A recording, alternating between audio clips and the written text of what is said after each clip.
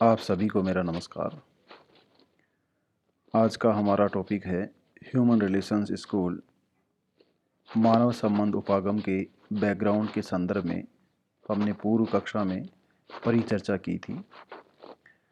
मानव संबंध उपागम प्रशासनिक सिद्धांतों की कमियों की प्रतिक्रिया स्वरूप उदित हुआ। जैसा कि इस सिद्धांत का नोमेनक्लेचर है ह्यूमन रिलेशंस स्कूल, यह संगठन के अध्ययन में मानवीय संबंधों पर अपना ध्यान केंद्रित करता है। यह संगठन को एक सामाजिक संगठन मानता है जहां मैनेजमेंट केवल मशीनों और मशीनों की तरह ही ह्यूमन रिसोर्सेज को ट्रीट नहीं करे, अपितु ह्यूमन रिसोर्सेज और नेचुरल रिसोर्सेज में वे डिफरेंस रखे। मानव तत्व का संगठन में क्या महत्व है, इसका अध्ययन करने के लिए एल्टन मेयो के द्वारा कुल 6 प्रयोग किए गए हैं, जिनमें से 4 एक्सपेरिमेंट्स को हाथोन एक्सपेरिमेंट के नाम से जाना जाता है। हाथोन एक्सपेरिमेंट को आज हम समझेंगे। हाथोन एक्सपेरिमेंट बेसिकली 1924 से लेकर 1932 की पीरियड में किए गए हैं। 4 हाथोन एक्सपेरिमेंट में नंबर 1 पर है the great illumination experiment from 1924 to 1927। इसे महान प्रकाश अनुप्रयोग के नाम से भी जाना जाता है। इस एक्सपेरिमेंट के अंतर्गत इल्यूमिनेशन के माध्यम से प्रोडक्शन के आउटपुट को देखने का प्रयास किया गया है। यह अनुप्रयोग इस तथ्य पर आधारित है कि what is the relationship between level of illumination and industrial production. औद्योगिक उत्पादन, level of illumination and production के बीच, दोनों के बीच क्या रिलेशनशिप है। इस रिलेशनशिप का स्टडी करने के लिए लॉर्ड एल्टन मेयो की टीम के द्वारा 2 female labour groups 6x6 and 2 test room. Lord Mayo की रिसर्च टीम ने 6 महिलाओं के 2 समूह बनाए हैं, जिन्हें श्रमिक समूह कहा जाता है। इन दोनों श्रमिक समूहों के लिए अलग अलग रूम बनाए गए हैं। इसका मतलब है कि एक 6 महिला श्रमिकों का समूह अलग रूम में कार्य करेगा और एक 6 महिला श्रमिकों का दूसरा समूह है दूसरे रूम में कार्य करेगा।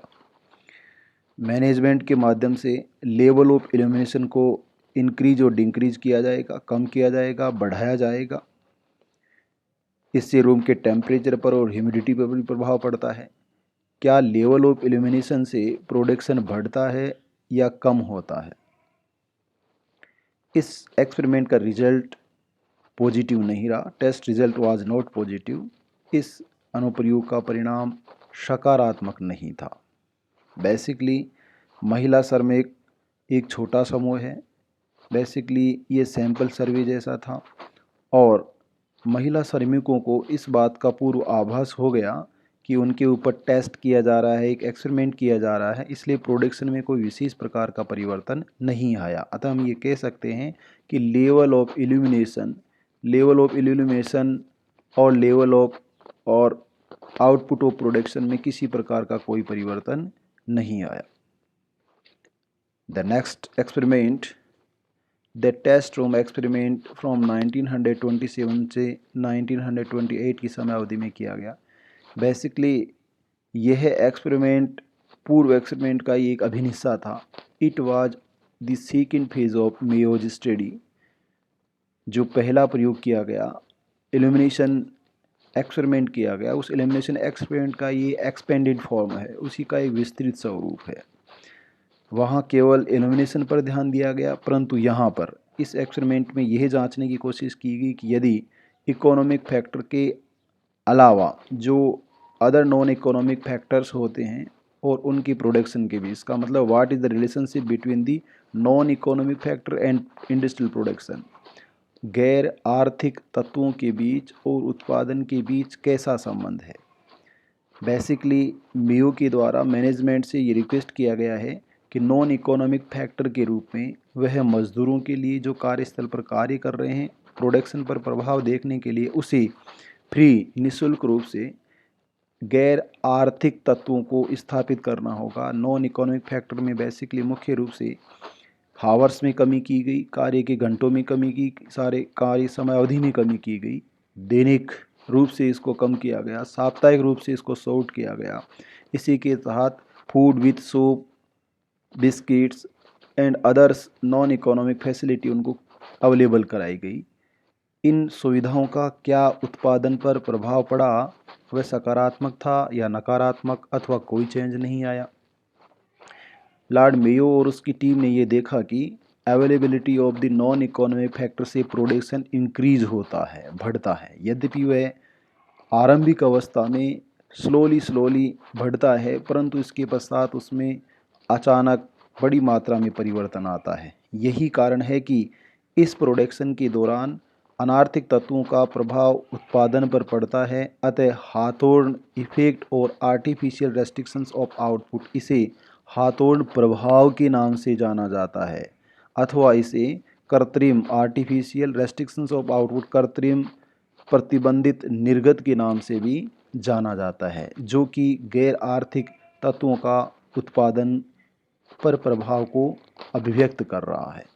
Test result was positive but not final. इस दूसरे अनुप्रयोग का जो परिणाम था वह सकारात्मक था, परंतु वह अंतिम नहीं था। Next, number third experiment is interview experiment और the human attitudes and sentiments experiment. इसे साक्षात्कार अनुप्रयोग के नाम से जाना जाता है, जिसे मानवीय अभिवृत्तियाँ और भावनात्मक अनुप्रयोग के नाम से भी जाना जाता है। ह्यूमन एटीट्यूड्स और सेंटिमेंट्स के एक्सपेरिमेंट के नाम से उसे जाना जाता है। यह अनुप्रयोग 1928 से 1931 की समयावधि में किया गया। इस एक्सपेरिमेंट में प्रबंधक और कामगारों के मनोविज्ञान का अध्ययन किया गया। It was the study of psychological behaviour of workers and management. यहाँ न केवल मजदूरों के मनोविज्ञान के अध्ययन की बात कही गई, अपितु प्रबंधक के अध्ययन की बात भी कही गई है।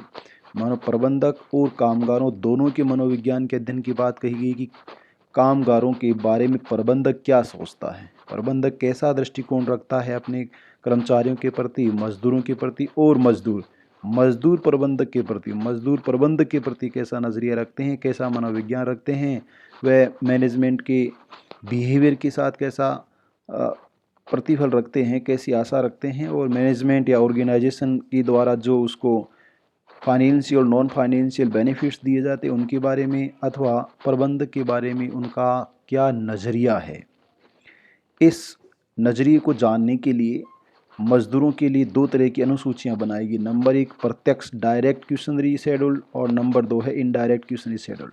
प्रत्यक्ष प्रश्नावली अनुसूची के अंतर्गत सीधे मजदूरों से वार्तालाप की गई और उनसे पूछा गया कि वो प्रबंधक के बारे में क्या सोचते हैं, संगठन के बारे में क्या सोचते हैं, और उनको उस संगठन में कौन सी कमियां दिखाई देते हैं जिसको स्वतंत्र होकर बिना किसी डर के बता सकते हैं। यद्यपि इसका कोई ज़्यादा परिणाम नहीं आया, क्योंकि मजदूरों को इस बात का डर था कि इस हमारी जो वार्तालाप है वो प्रबंधक को पता चल जाएगी और हमें बड़ी मात्रा में नुकसान हो सकता है, आर्थिक और गैर अनार्थिक नुकसान हो सकता है, या हमें फैक्ट्री से बाहर भी निकाला जा सकता है।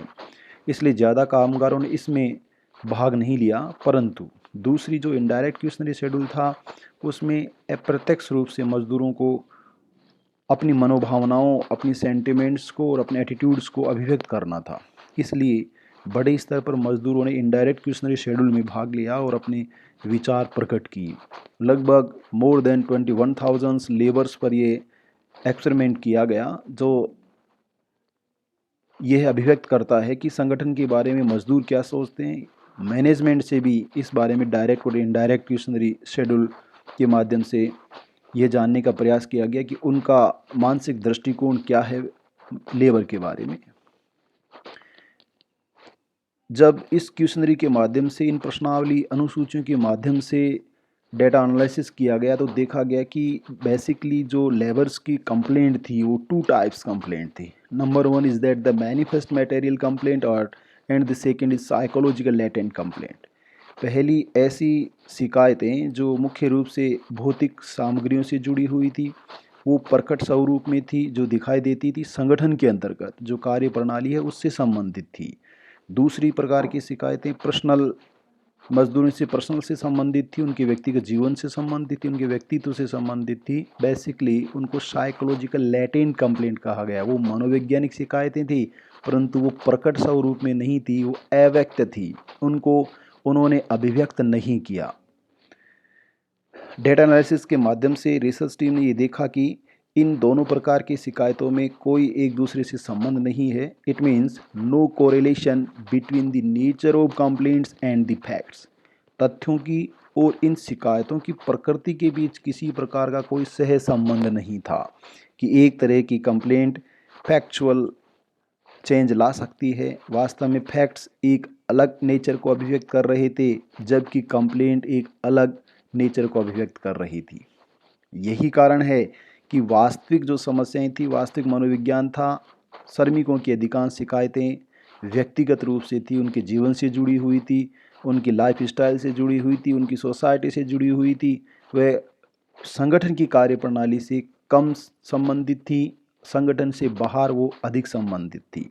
इसलिए लॉर्ड मेयो ने ऐसे कंप्लेंट्स के लिए एक स्पेशल टर्म का यूज किया गया है, मेयो स्टेट्स पेसिमिस्टिक रेवरेज। ये ख्याली पुलाव थे, अर्थात वास्तव में श्रमिकों की समस्याएं थी, इस पर ज़्यादा मनोवैज्ञानिक रूप से उन्होंने इसे अभिव्यक्त कम किया, अपितु श्रमिकों की जो खुद की व्यक्तिगत समस्याएं थी उनको अधिक स्वरूप में अभिव्यक्त किया। हम ये कह सकते हैं कि यहाँ श्रमिक अपने दर्द को ज़्यादा अभिव्यक्त करना चाह रहे थे, उनको ऐसी अपॉर्चुनिटी नहीं मिलती है। उनसे केवल कोई पूछना चाह रहा था कि क्या वास्तव में संगठन में वो अच्छा महसूस कर रहे हैं। ऐसा पूछने से या ऐसा उनको अवसर देने से उनका जो पर्सनल दुख था, वह व्यक्तिगत जो उनके भी दर्द था, वह पर्सनल पेन बाहर निकल कर आया और उनको ऐसा उन्होंने अपने आप को हल्का महसूस किया।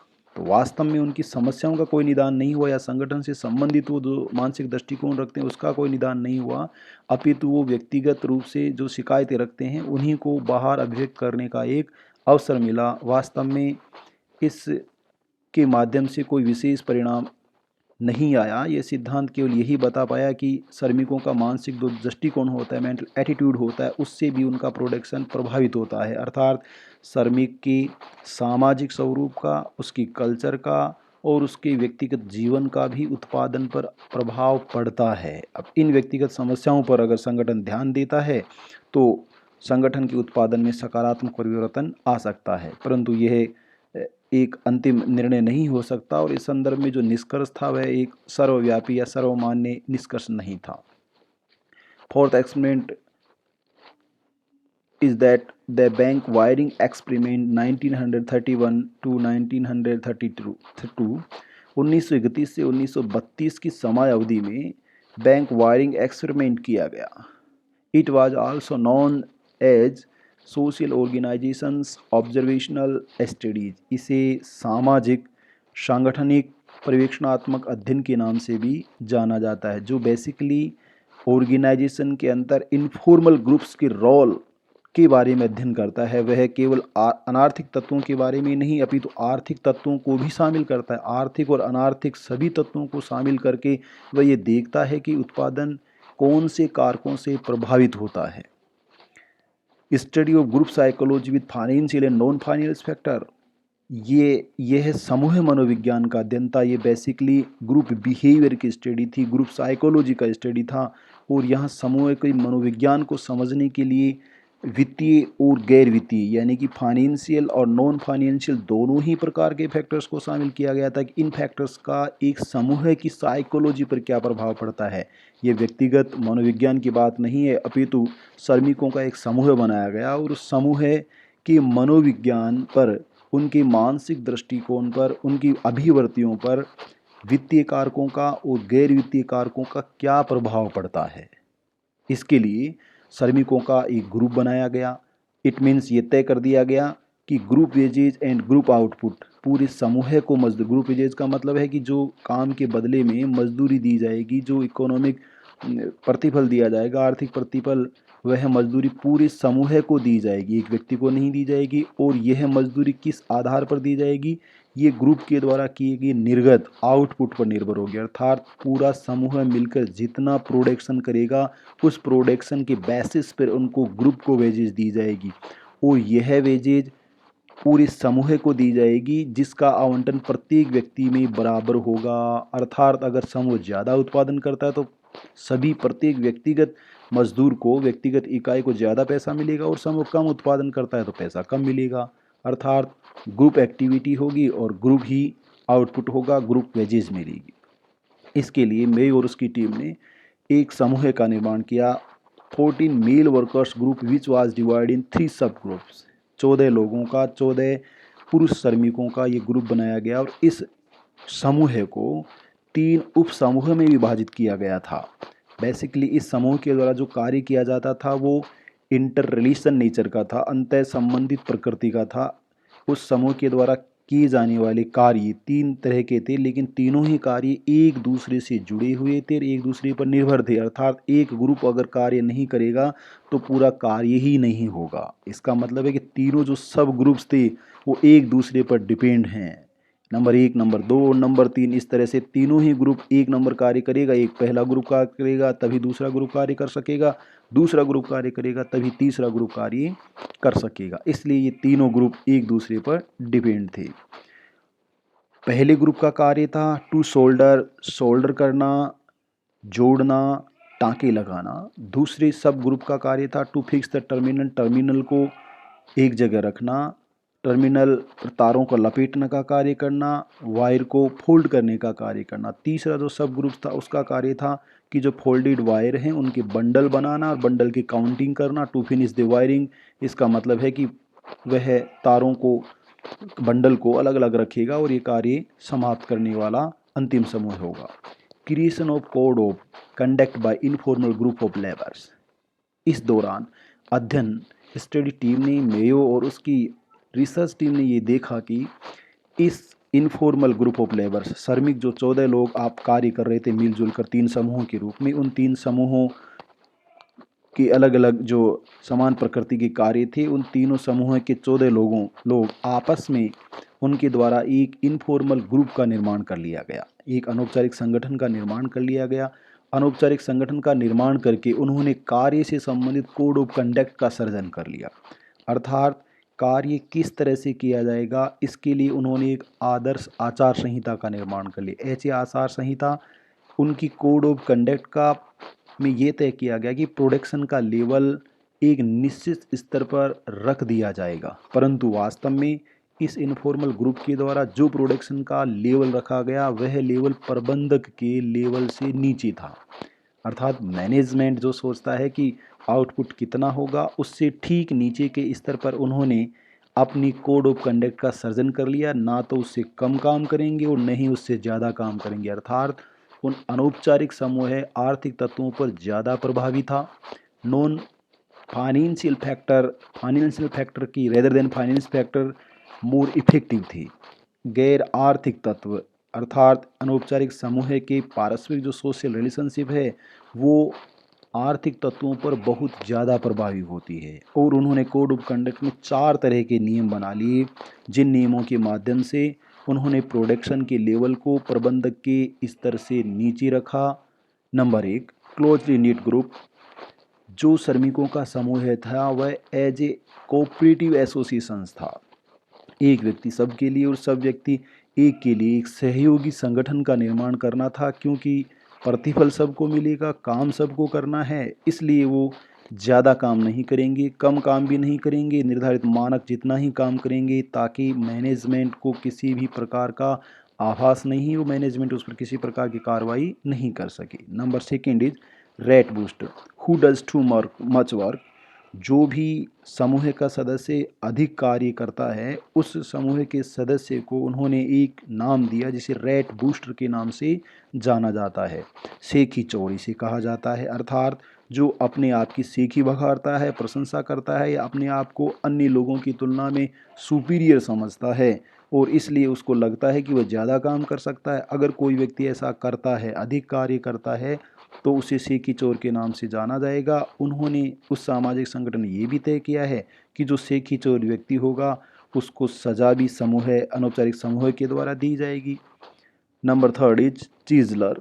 Who does too little work, ऐसा व्यक्ति जो कम काम करता है, जिसको कामचोर कहा गया है। ऐसा व्यक्ति जो कार्य से जी चुराता है। ऐसा भी नहीं होगा कि कोई व्यक्ति समूह को काम करना है इसलिए कोई व्यक्ति कम कार्य करे, ये भी ग्रुप ने तय नहीं किया है। सबको बराबर कार्य करना पड़ेगा, अधिक कार्य भी नहीं करना और कम कार्य भी नहीं करना। ऐसा करने से ही प्रोडक्शन का लेवल एक स्तर पर बना रह सकता है। Number 4 is squealer, who does share the information our colleagues to supervisor. इसका मतलब है कि ऐसा व्यक्ति, ऐसा समूह का वह सदस्य जो अपने सदस्यों की सूचनाओं को सुपरवाइजर तक पहुंचाता है, उसको भेदिया और कबूतर का बच्चा या कान का कच्चा वह जासूस माना जाएगा। इसका मतलब है कि वास्तव में इस अनौपचारिक समूह के द्वारा इस प्रकार के नियमों का निर्माण कर लिया गया, इनफॉर्मल रूल्स बना लिए गए, कोड ऑफ कंडक्ट का सर्जन कर लिया गया और इस सामाजिक समूह पर आर्थिक तत्वों का कोई प्रभाव नहीं पड़ा। वास्तव में लॉर्ड मेयो और उसकी टीम का यह जो एक्सपेरिमेंट था वह वेबेरियन प्रतिमान और टेलरवाद के प्रतिमान की इस मान्यता का विखंडन था कि व्यक्ति आर्थिक तत्वों से ही प्रभावित होता है, अथवा क्लासिकल थ्योरी की इस मान्यता का भी विखंडन था कि व्यक्ति केवल एक इकोनॉमिक मैन होता है, सोशल मैन नहीं होता है, वह आर्थिक प्राणी होता है। यहाँ आर्थिक तत्वों का प्रभाव नील या शून्य होता है। नेक्स्ट, इसके बाद है two other experiment of Mayo. Mayo के द्वारा हार्थोन एक्सपेरिमेंट के अलावा 2 एक्सपेरिमेंट और किए गए हैं।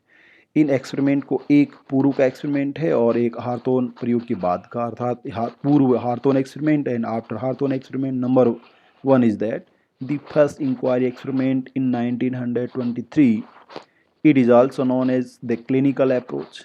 मेयो के द्वारा यह प्रयोग 1923 में किया गया।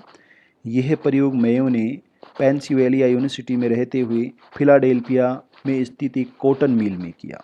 बेसिकली जो कॉटन मिल थी, फिलाडेल्फिया में स्थित कॉटन मिल का मालिक एक सेना का सेवानिवृत्त कर्नल था, सेना अधिकारी था, और अधिकांश जो श्रमिक थे वो भी सेना से सेवानिवृत्त कार्मिक थे।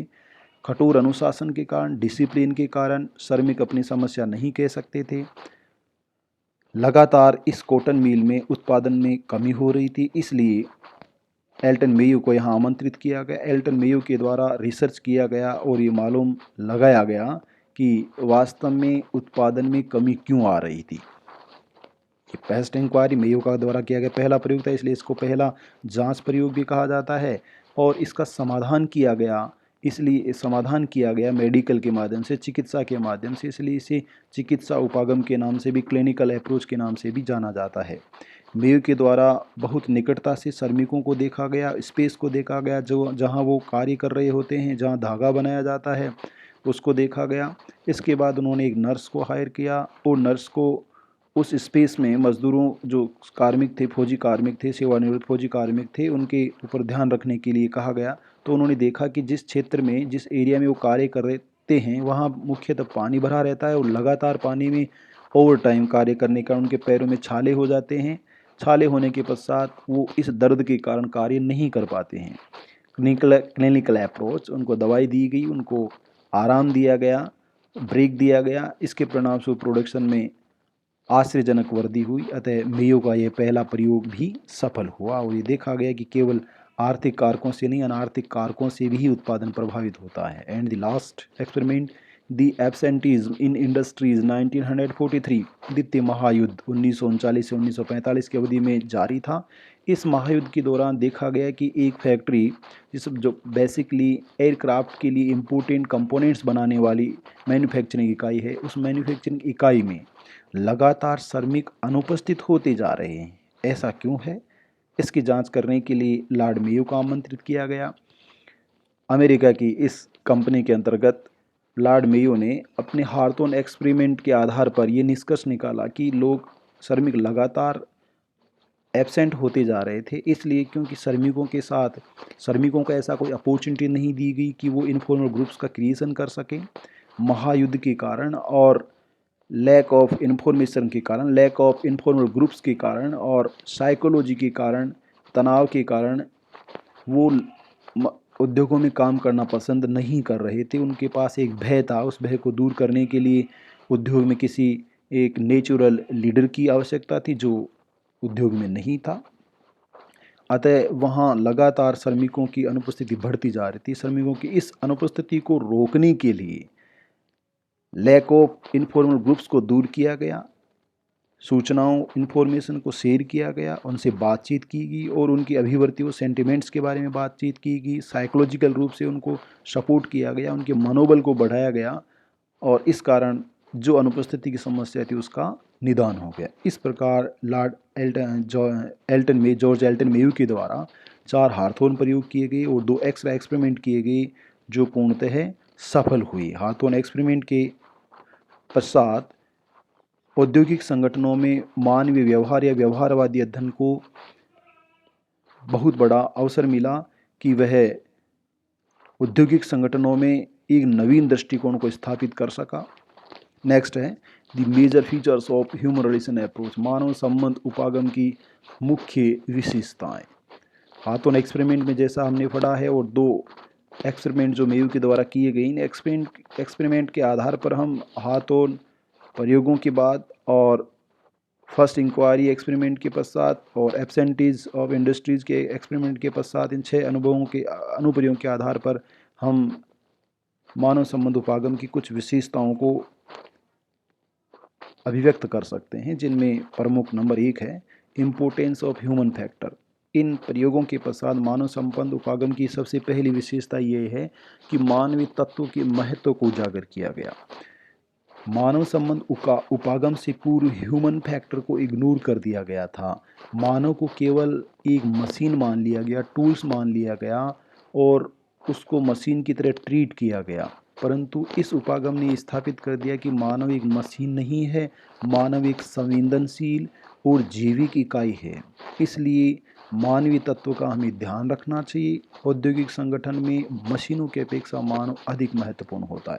Number 2 feature is that role of social human elements, सामाजिक और मानवीय घटकों या कारकों के भूमिका को भी इस उपागम की मुख्य विशेषता माना जा सकता है। इसी उपागम के पश्चात यह उभर कर सामने आया कि किसी भी औद्योगिक संगठन या संगठन में केवल भौतिक और तकनीकी तत्व ही महत्वपूर्ण योगदान नहीं रखते, अपितु सोशल और ह्यूमन एलिमेंट्स भी अपना इम्पोर्टेंट रोल प्ले करते हैं, क्योंकि व्यक्ति एक सोशल प्राणी होता है। उसके सामाजिक जीवन का और उसके मानवीय जीवन का, उसके मानवीय एनवायरनमेंट का प्रोडक्शन पर प्रभाव पड़ता है। तीसरी मुख्य विशेषता human is a social man, जो इसका केंद्र बिंदु भी है कि मानव एक सामाजिक प्राणी होता है।